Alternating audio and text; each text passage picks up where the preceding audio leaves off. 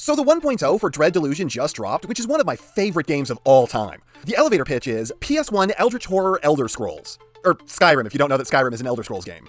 I really want to make a full review of it, so maybe you'll all see that pretty soon. But anyways, the result of the 1.0 is that I'm finding myself a little more strapped for time making this video than I thought I would be at the start of the week. So here's hoping that I can pull this together in a rush. And a little backstory. Back when the Robosend Grimlock was being given away, my patron Ashla, the person who made the PerspectiveEnd wiki, entered it. She didn't win the grand prize, however she did win the Hotshot repaint. But she didn't want it, so she just gave it to me instead. However, Hasbro made a shipping error and sent 2 of them, and she didn't want the second one either. And it's been a long time since I've done this, but when I get a second copy of a figure, I always like to send it to one of you guys. So let's do that and use the giveaways email for the first time in over a year. If you'd like to win my second copy of this figure still sealed in its box for yourself, then please just email me at PerspectiveEndGiveaways@gmail.com. Title your email, McDonald's Hotshot. I will put that in the description of the video so you can just copy paste it. Don't bother putting anything else in the body of the email though, I will not be able to read it. This email sorts directly into a numbered list that will just allow me to select one of the emails at random and choose the winner that way.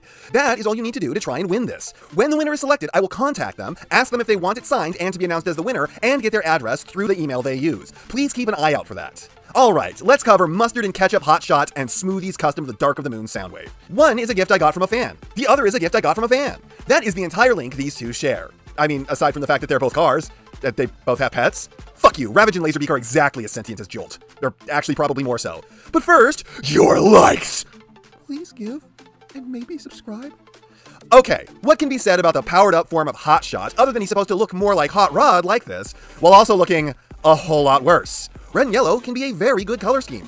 This looks like what slipped out of the back of an overloaded burger. He's just slathered in huge swaths of color that don't work. Red and black is usually an awesome color scheme, but with this, the black fades from your mind like a cognito hazard, utterly incapable of being processed by your brain. And all that's left is pure yellow and off red. In this mode, this just ain't working, which is why it's a good thing he comes with him boy. And now I just have to question, why weren't the minicons back in the day half this good? Jolt looks phenomenal and feels even better. The Siege Micromasters can't even hold a candle to it. This little orange helicopter feels like a full-sized figure and is honestly probably more capable of dynamic poses than Hotshot. Meanwhile, Smoothie wanted me to have the first figure they've ever customized, and I will not hear a negative thing about it. I love it. And honestly, I think that this is a testament to just how much better the Bay designs could have looked with more color. This has actual presence and life that the normal version just doesn't. It makes the shapes and the features pop. So maybe you want to criticize the brushstrokes and how thin the yellow gets in some places, but for a first attempt ever, I'm more in awe of it. There is a fantastic eye for design here, and they took a figure that just didn't look like Soundwave and made it something that feels like him completely, even if this is obviously still missing its minion cannon chest. And you know what? Maybe it's the fact that my fan gave this to me and that they put their own hard work into it, but the only movie figures I've ever liked are the Bumblebee ones. Until now. This is a proud little part of my collection that I actually like the look of. I'm of course worried about handling this thing since I could damage the paint job, but I can still gaze across my shelf, hit this thing and go, yeah. Unlike Hotshot here, who in robot mode I always hit and go, man, why do I even have that displayed? Which is not an issue I have with the normal version, just this one, thanks to the heinous colors. It was always a little bit of a clunky mold, but these pigments just accent it in all the wrong ways. That goes for the face too. I don't know what happened here. I think, did they resculpt the mouth? Is it just the paint making the lips look different, or does this legitimately have a bigger, more open, gormless mouth? I think this is the same paint they used to ruin the Kingdom Rodimus' face because it looks older and sweaty and gross, almost like a different guy. It doesn't even help that you can cover his face with his visor because it's still leaving the worst part exposed. The original figure looks like he's ready to fight. Meanwhile, this looks like Meanwhile, Soundwave is rocking up with an all-new implied visor and a 3D printed faceplate, and once again, it just goes that little distance it needed to make this feel like Soundwave. It's also interesting because it gives this version of him a head with a very long and narrow nature to it, which weirdly enough I think fits. Soundwave often ends up with a wide head, or the single ugliest head I've ever seen with massive squirrel cheeks, but there is something here. A long, narrow Soundwave visage with a visor and faceplate does it for me. So the figure that I liked in the first place looks terrible in these colors, while a figure that I would have hated otherwise is something that I'm really loving in these colors. It's amazing what the right paint job can do, both in service of something and to its detriment. Perhaps there is some version of the colors Hotshot is supposed to have that look fine in reality, but they didn't choose those pigments here. It's not the worst thing in the world for sure, but I have seen better. It's literally right there standing next to it. As for accessories, I don't know what Soundwave originally came with, but Smoothie sent me Ravage and Laserbeak. Both are also customized. And once again, the theme of this video apparently is paint jobs really changing the perception of a thing to an extreme degree. Well, that and also fan gifts and pets. You know, this video makes a lot more sense than I thought it was going to when I started it.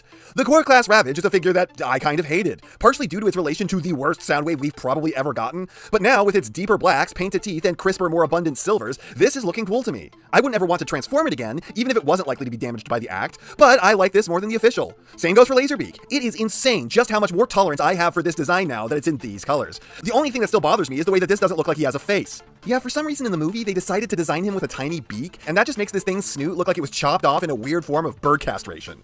Anyways, the mini review of Minicon Jolt continues. We already went over his robot mode, but for a little guy, he's also got a pretty fun transformation. It's not complex, but for what it is, it's plenty of what it needs to be. And though there are no clicks and snaps, there is still a strong sense of satisfaction involved in the process. And then not only is he a solid little helicopter, but that rotor can spin for absolute years. Fidget spinners, eat your goddamn hearts out. This goes on so long, it's kind of obscene. Unfortunately, there is just about no way whatsoever to get this thing to tab into his back like it's supposed to so he can unlock Hotshot's cannon. Apparently, they didn't think about the geometries this would require, like, at all. Then he comes with his normal gun in black, which I seem to have lost. No big deal there. In its monochromatic night sky colors, it looked kind of terrible. And then he comes with his two awful looking rifles from that one time. You know the one. These sure do look like the things he had in the show. It's just too bad the things that he had in the show were some last second, no thought, less effort rectangles with nozzles on the end. These are meant to peg into his back, and hoo boy, do they suck at doing that. If you sneeze hard enough in the next town over, they will fall off.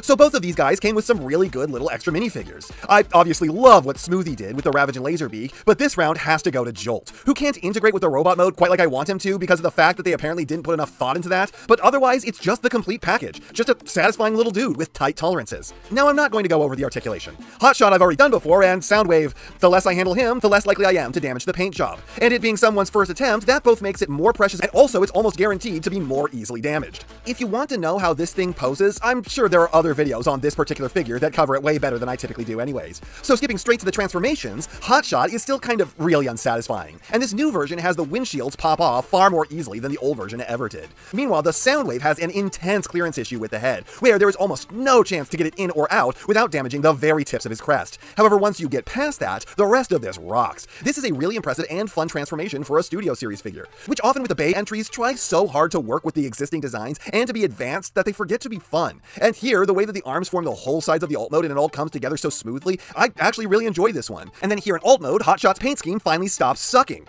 Rather than being utterly confusing like a chameleon trying to hide in a McDonald's ball pit as it had been before, it's red with yellow highlights, and it works. However, hilariously, those professionally painted yellow highlights are on barely more solidly than the first attempt at a customization from one of my fans ever. And once again, the paint scheme works. It's a car that still reads a Soundwave, though I do definitely prefer the way it looked in robot mode, but it is still impressive how the yellow trim translated so consistently and so well to this alt mode. And I just have to ask why it didn't look like this in the movie. I think at this point we've all heard that this car came in two colors, silver and blue, and yet they still went with the silver version for some reason. But I mean, who the fuck cares what colors the car comes in? You are Hollywood, and this is a billion-dollar movie. Paint the fuckers yourselves whatever color you want. I'm sure that's what you did to Optimus in those movies, and if the car company tells you no, then fuck them. Don't work with those people. Why are you willing to sacrifice so much just to get particular brands in your movies, when everyone watching them was cringing at you for doing it? Those car companies should have been crawling on their hands and knees begging to be included. That's how advertising is supposed to work. They pay you to make their stuff look good. You don't go crawling to them asking if they would deign to let you have some of their stuff to show off. Anyways, don't worry, I'm putting my soapbox back away. Hotshot works better as a car. Maybe you have more tolerance for his robot mode colors than me, but to my eye, this doesn't look like a power-up. It looks like he begged McDonald's to give him a sponsorship deal, like apparently is how it works in this franchise. It's still a fun toy, and the Jolt is a really great inclusion. Plus, they are at least paying Armada a serious amount of respect with this. Now, the Soundwave, you can't buy in this state, but I love it. If you're a customizer, then maybe this gives you ideas. And if you're not, maybe this proves to you that your first ever attempt can be a good one, with enough planning, effort, and care. Thank you so much, Smoothie. I love it. And I don't know if you will ever do more, but going by this, you'll be great at it or whatever you set your mind to. And before we go, let's thank a patron. And this time it's Dumb Jake, who is currently on a meteoric rise, and by the point this video comes out, may already have more subscribers than me. First of all, congratulations, man. I am so happy for you. And secondly, of course your favorite figure is Armada Optimus Prime. It's not like there are thousands of Transformers out there to pick from. Obviously, in like the 10 of these I've done so far, the same figure will already come up twice. Why would anything else happen? Armada Optimus Prime was a good figure back in the day with a really cool gimmick, and it bursting into flames was not a common thing, people. It just by random chance happened while on camera once for a big-named YouTuber. And that's not half of what I have to say, but it's enough of what I have to say. And I know, you know, what everyone else tells you to do at the end of these videos. So, if you liked what you saw here, please do that. And if you'd like to take it a step further, then please share this video with any friend you think may be interested. I hope you all enjoyed listening to me waste your time.